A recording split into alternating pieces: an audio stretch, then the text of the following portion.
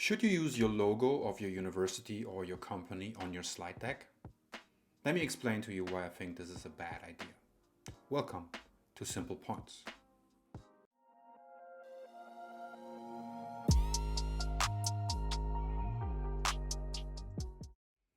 A logo has many functions. Among others, it differentiates one brand from competing ones and it facilitates brand recognition. If I see the Nike symbol, for example, I recognize it immediately and associate certain characteristics with it. In other words, a logo represents identity. Universities and research institutions also have logos. This is the logo of my university, the University of Oslo. Very recognizable by its bright red sigil. These logos usually are colored, making them visually very salient objects. Makes sense given its function. Similar to commercial logos, institutional logos represent identity. If you're working for an institution, you might be proud of that, right? You feel a certain belonging. You might subscribe to the core values of that institution. So naturally, you might want to communicate this part of your own identity to others by associating this logo with your person. You might want to use letterheads with the logo, you add it to your website maybe, and this is what this is all about. You might put it on your slides, right? I'm sure you have seen slides like this. The logo is placed in one of the corners, right? And it sits there on every single slide. And I would like to argue here that this is bad design. Let us think about the function of using a logo of your institution or your company on each slide.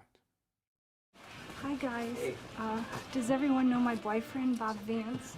Kevin Malone. Bob Vance, Vance Refrigeration. Stanley Hudson. Bob Vance, Vance Refrigeration.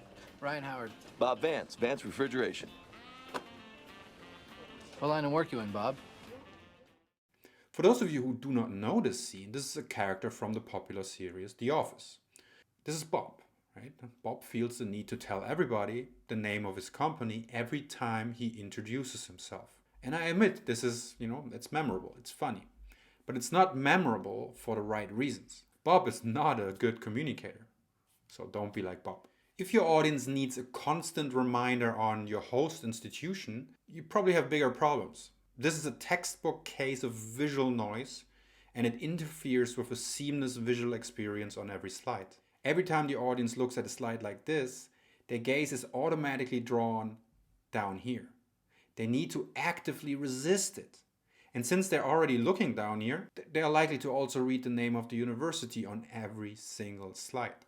This will certainly increase your chances that your audience remembers your institution, but for what price? Your slides are intended to aid you in achieving your communicative intention, inform and engage your audience. But if their attention is drawn to an irrelevant element on your slide, they might disengage from your visual content. And in the worst case scenario, they will get distracted and stop paying attention to what you have to say altogether. Now, if you're really not convinced, or if it's really your intention to drive home your institutional affiliation, there are few things you can do to make your logo at least visually less salient, less distracting.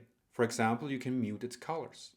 In this way, the logo attracts less of the viewer's attention, and the signal on your slide can dominate the viewing experience more. One step further, you could simplify the logo and remove any kind of text. The characteristic part of the logo remains visible, but does not visually interfere with other elements as much. But you really do not need to remind the audience which university you work for on each single slide. Remove this form of clutter and let the audience focus on what is important. You can still showcase the logo in strategic positions, those slides that are static and are likely to be looked at for a while. Have it on your title slide, for example, and or on your last slide to express your institutional identity and remind people of it. If you like this short video, please make sure to subscribe to my channel, like the video, and leave a comment.